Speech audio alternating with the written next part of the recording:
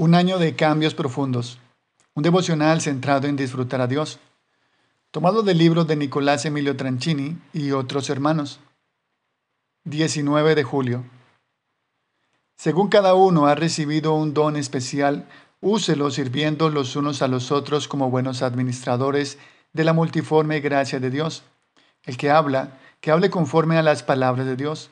El que sirve, que lo haga por la fortaleza que Dios da, para que en todo Dios sea glorificado mediante Jesucristo, a quien pertenecen la gloria y el dominio por los siglos de los siglos. Amén. Primera carta de Pedro, capítulo 4, versículos 10 y 11. La Biblia no deja dudas. Todo cristiano verdadero tiene un don. Eso quiere decir que todo cristiano verdadero también tiene un problema. ¿Qué quiero decir? ¿Qué sucede cuando una persona recibe de forma abrupta una enorme cantidad de poder? Se corrompe. Piensa en un político que comienza con buenas intenciones, pero que llega a la cima y termina adaptándose al status quo. Pero cambiemos el ejemplo para analizar si es un caso aislado. ¿Qué sucede cuando una persona recibe de forma abrupta una enorme cantidad de dinero? Algo parecido, ¿verdad? Cuando tiene poco, jura que si tuviera más ayudaría a otros. Sin embargo, cuando recibe la fortuna, poco a poco su corazón se centra más y más en sí mismo y pierde su sensibilidad y su enfoque otrocéntrico. ¿Puedes verlo?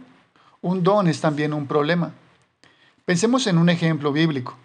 Un jovencito llamado Saúl recibe ambas cosas, poder y dinero. En un abrir y cerrar de ojos se convierte en el primer rey de Israel. ¿Cómo recibe Saúl este don? Con enorme humildad.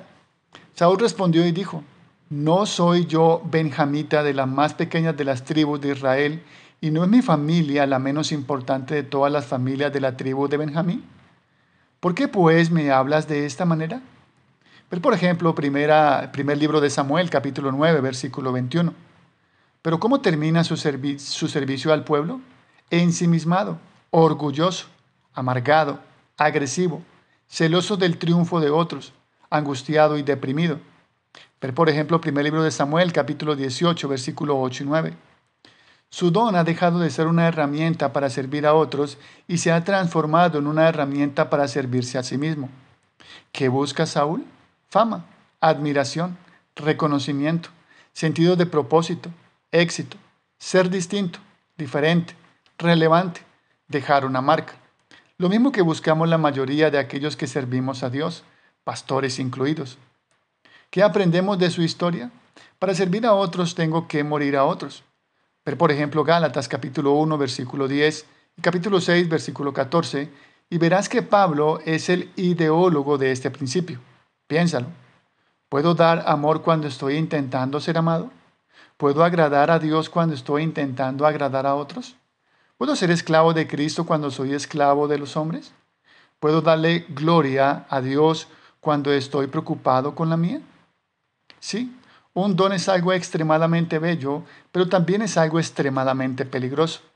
Miremos ahora la paradoja de nuestro pasaje. ¿Qué es lo último que le darías a un drogadicto? Droga. ¿Qué es lo último que le darías a un alcohólico? Alcohol. ¿Qué es lo último que le darías a un idólatra? No hace falta que responda, ¿verdad? Y sin embargo, sabiendo perfectamente nuestra lucha con idolatrar sus dones, Dios nos ordena utilizarlos. No, el gran desafío no es usar mis dones, el gran desafío es usarlos bien. De eso se trata esta disciplina. ¿Debo poner a disposición de otros mis dones y talentos? Sin lugar a dudas. ¿Debo frenarme a considerar si soy un espectador o un obrero? También. Sin embargo, Pedro no se queda en la superficie del problema. El cómo y el para qué es lo que más le preocupa. Hazme un favor, vuelve a leer nuestro pasaje, pero esta vez hazlo de atrás hacia adelante. Aunque no es la única, ¿cuál es la razón más alta e importante por la cual has recibido un don espiritual? ¿La edificación de la gente a la que ministras? ¿Tu necesidad de sentirte usado? No, la gloria de Dios. Eso es lo que está en juego cada vez que sirves a otros. Y de eso se trata esta disciplina, de reenfocarnos en lo importante, Él. Esta verdad tiene una implicación capital. Si lo más importante es la gloria de Dios y no el resultado, el éxito de mi servicio, entonces lo más importante no es lo que hago, sino cómo lo hago. Este es el punto de Pedro. El que hable conforme a las palabras de Dios. El que sirve, que lo haga por la fortaleza que Dios da. ¿Para qué? Para que en todo Dios sea glorificado mediante Jesucristo. Es decir, lo más importante no es que uses tu don, lo más importante es que uses tu don conectado a Jesús. ¿Sabes qué descubrimos al final de los tiempos? Que muchos, es decir, la mayoría, estábamos sirviendo a Cristo sin disfrutar a Cristo.